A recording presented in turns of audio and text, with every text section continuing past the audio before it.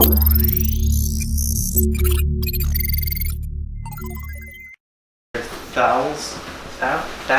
Prowls. Hello! Welcome, thank you for joining us once again on this, the 17th I forgot to write 17th. Wait a second. 17th episode of Heroes and Villains, Drunk Doctor Who subsidiary podcast, where we discuss there you go, 17 Heroes and Villains of Drunk Doctor Who. In today's episode, we're discussing Victoria, the Victorian era daughter of the guy who was the chemist who was trying to figure out, what do they call that? Transmutation? Philosopher's Stone. Metals, yeah. Yeah, it turns out to go. The Midas formula. Yeah. So, anyway, we do this whenever we want to, like, watch a movie on a night, or if we don't want to drink on a night, or whatever. This is our movie night. Yeah, tonight was movie night, because my cousin was in town, and rather than drop, cousin-in-law, but rather than drop her into a Doctor Who serial where she'd be completely lost, and the robot.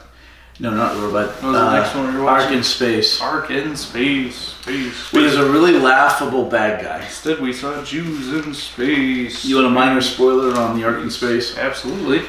Something to look The forward story to. is pretty good, but the monster is laughable. It's a guy in bubble wrap, painted green.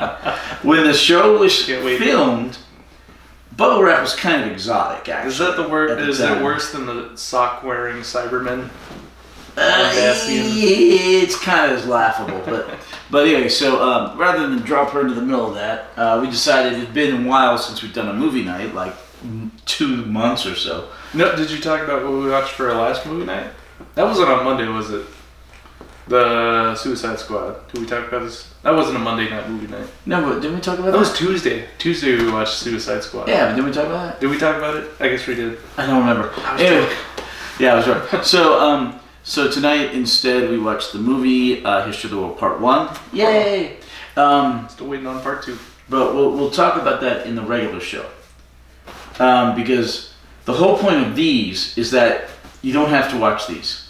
You don't have to watch these. Right. So the whole point is so we're not going to vote on our favorite on the Doctor. Pertwee, our favorite serial for Pertwee, because these are extra, these are bonus, these are if you want to watch them, that's great and that's cool, but you should be able to get everything of our show from the main line without having to do this. Lucky you.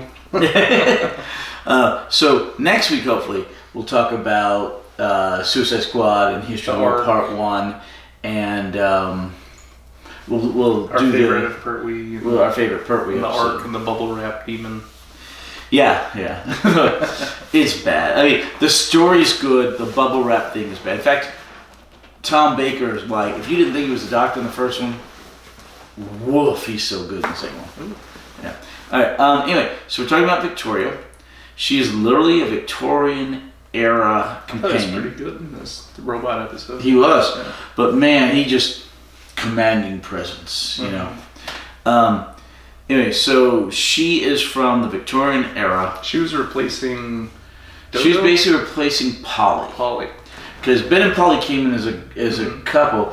And then they left Jamie kind of replaced Ben while Ben was still there. And there was a lot of overlap between the two of them because everybody liked Jamie. They were like sharing lines, weren't they? Wasn't it the role? Yeah, like the first early stuff. Like, and they had to split the lines. Yeah. But yeah, Jamie kind of replaced Ben while Ben was still there and new. But she's basically replacing Polly. Yes. This is back when the Doctor would normally have a companion of each gender, you know. So the cool part is the Doctor's traveling with two humans, but at least they're from different time periods. So, one from like 16th century Scotland and one from 19th century England. So they have different outlooks on things. You wouldn't think that the 19th century England companion would be the one that would be, you know, more knowledgeable, but because we have someone from, when was Jamie, the 1600s? Yeah, 16th, 17th century. He fills the role of, hey, I don't know what's going on, were you talking about time travel, what is this, what is that, and she is the daughter of like the scientist chemist who like kind of gets what's going on. A little more, yeah. So but, she's a little more with it. Well, once she gets used to it. At the very beginning, she's not understanding it because she doesn't have any experience. But Jamie has a good amount of experience with the Doctor, and but she, like he said, quickly learns, and the daughter of a scientist goes into a role. Anyway, she jumps into the TARDIS. The Doctor agrees to take her along because like her dad's dead. Her place was burned down or something. I mean, everything's gone. The Daleks invaded. Yeah, everything's gone. She has no family, no friends, no nothing. And so she jumps in the TARDIS. She sticks around for several serials. 40 episodes. 40 episodes. That's a lot. That's a decent amount for a companion, yeah. Not as much in the old days, but it's a good amount nonetheless. Yeah, she was there for, I think, the second episode of Evil the Daleks. Tomb of the Cybermen, absolute classic. That's when the Doctor says, you can wear a shorter skirt, kind of like Jamie. And Jamie's like, hey. He's like, oh yeah. Abominable Snowmen, The Ice Warriors, Enemy of the World. Love that one. And by Enemy of the World, she's pretty much gotten into her groove on all of it, and she can do stuff. Web of Fear. I like the Web of Fear. Yeah. And wasn't that the first time we saw the Brigadier? Yes. What was his rank before? I think it was a lieutenant. Or a lieutenant colonel or something like that. And then he becomes a brigadier. And then Fury from the Deep, and she leaves at the end of Fury from the Deep. She had a year, her contract was up, they didn't renew it because they were cycling through companions. Now, the first Doctor has a lot of companions. Partly because there were 3 at the beginning with his granddaughter Ian and Barbara, and they kept cycling through companions like crazy. The second Doctor, well, he inherits Ben and Polly, only has 3 new companions of his own, which is Jamie, Victoria, and Zoe. And the other episode for today will be Zoe. But because Jamie stays on the entire time, and because Zoe lasts a decent while, he literally only has 3 new companions. 5 in total if you want to count Ben and Polly. So I think he's one of the Doctors with the fewest companions, exempting, of course, the 8th Doctor was only there for 1 show.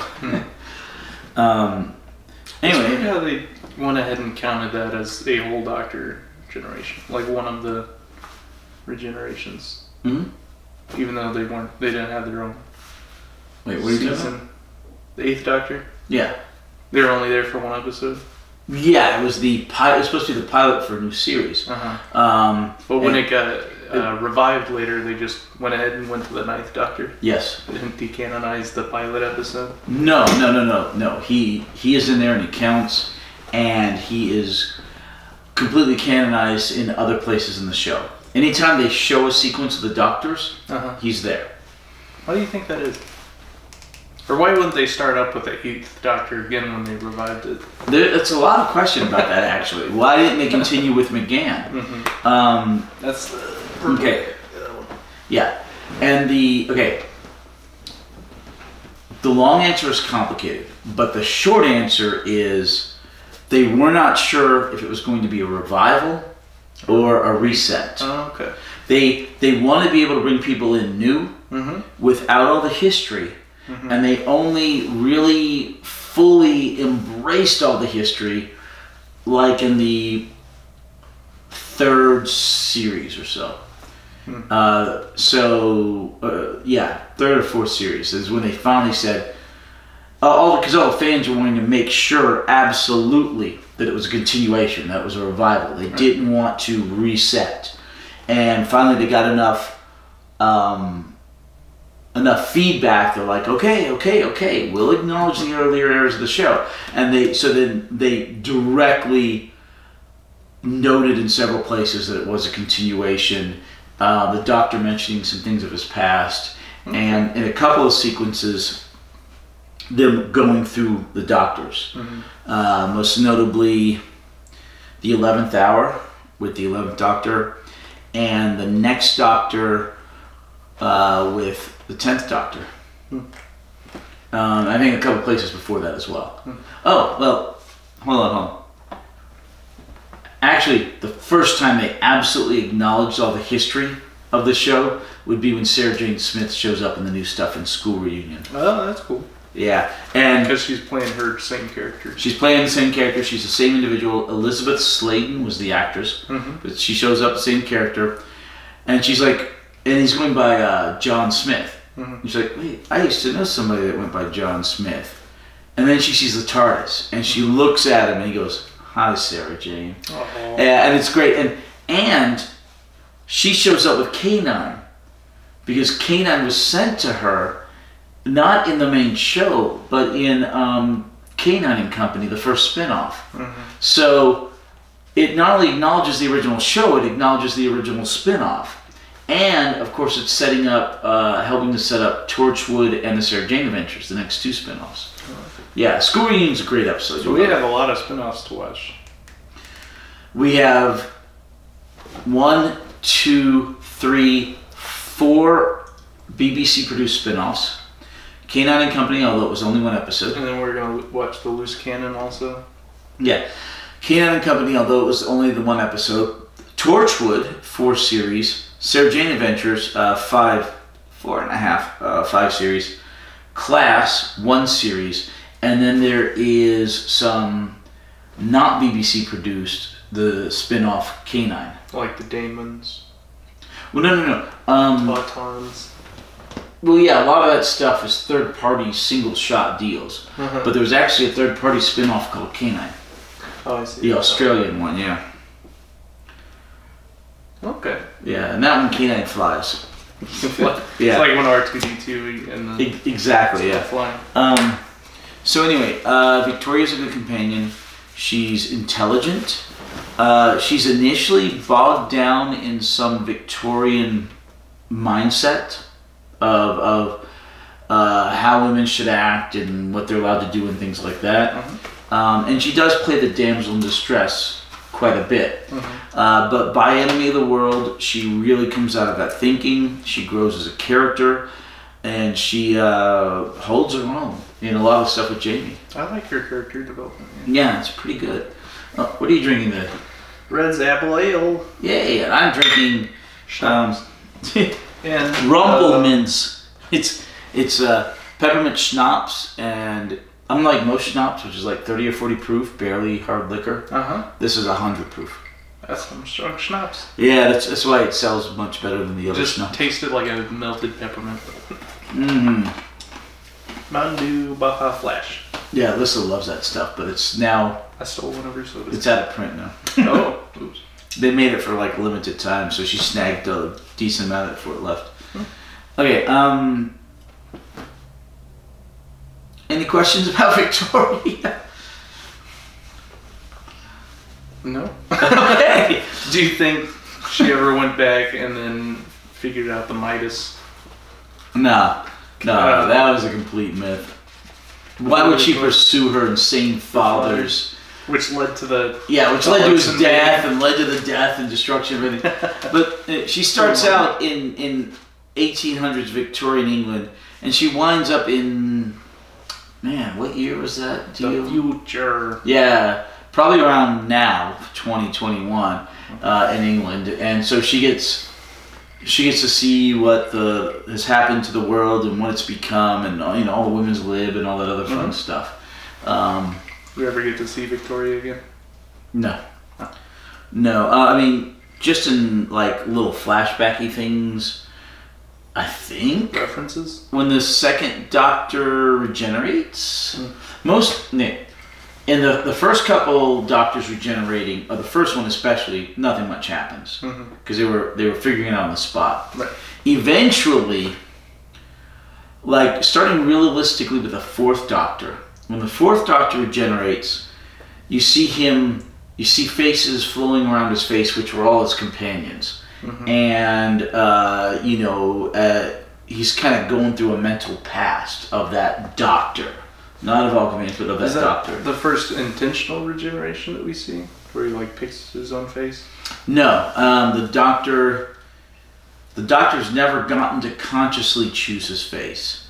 He subconsciously chooses one at some point when we're going to Capaldi. Mm-hmm.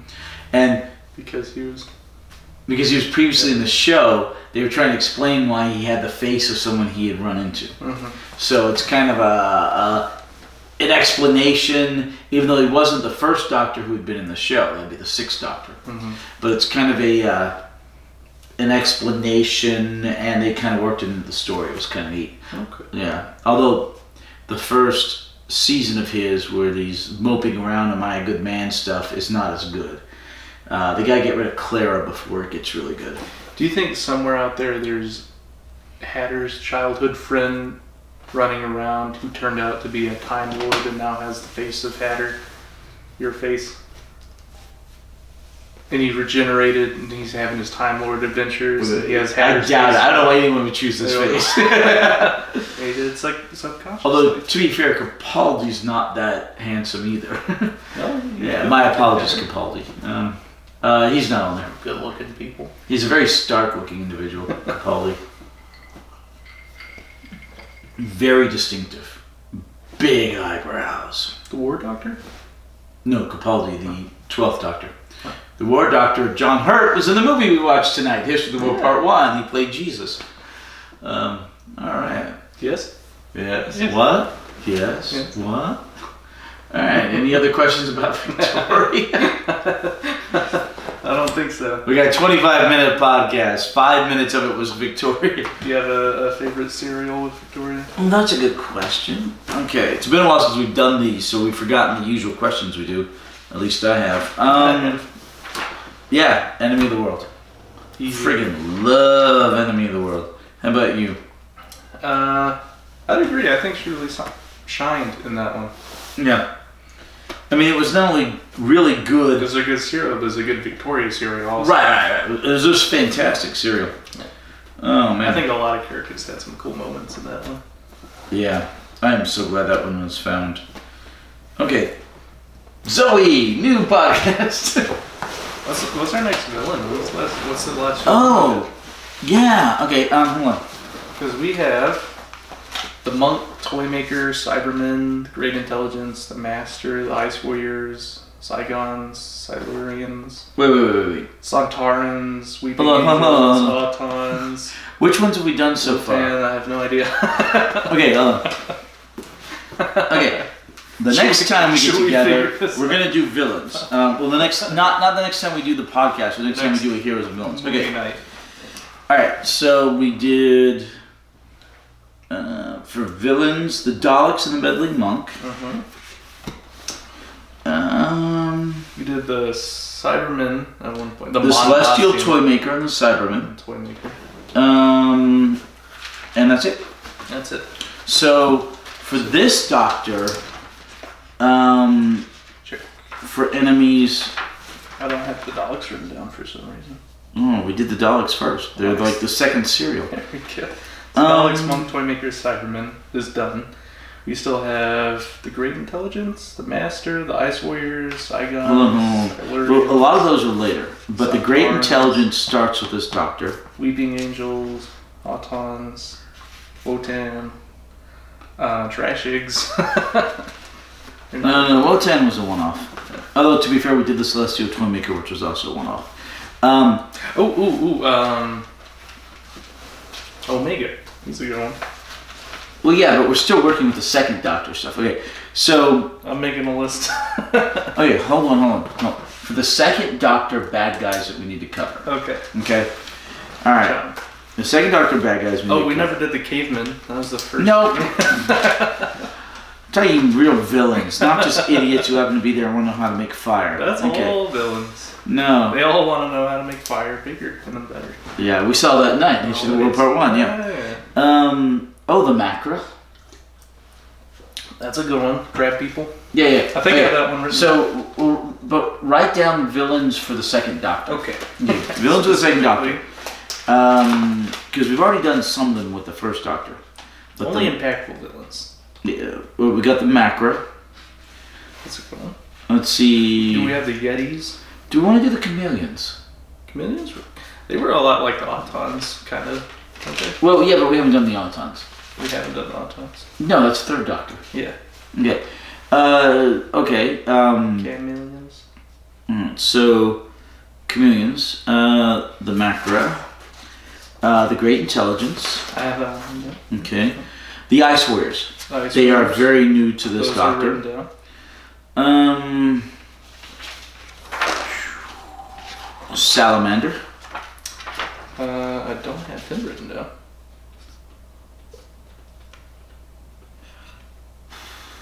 I thought the Salamander was a Hartnell villain. No. I'm thinking of the Daleks. Okay. Salamander's the trout and Okay. look alike. There's a couple other one-shots that aren't really worth doing, like the Mind Robber, the Dominators, or the Crotons. Like in the salad? But the War Games. What were the guys in the War Games? Those were the Daleks and the... Who was running them? I'm trying to remember. Can't remember. The people behind the War Games who were running it. Because that was a very, very interesting and complicated serial. Great Intelligence, Masters, Saigons, Okay. Valerians. Hold on. How many bad guys do we have for Second Doctor? 3, 4, 5. Okay, what are they again? The Great Intelligence, the Ice Warriors, the Macra, the Chameleons, and Salamander.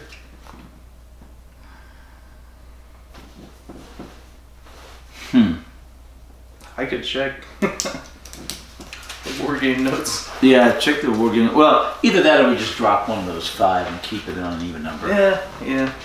I mean, I would rather talk about the. I'd rather talk about Salamander than I would the Chameleons. Or the Macra. No, the Macro come back. Oh, they do? They come back in the new stuff. Oh, I haven't seen them yet. Yeah. They're important. They actually come back in the new stuff. We've got to keep the reoccurring villains. Mm-hmm. We'll see you next time. Alright, we may end up...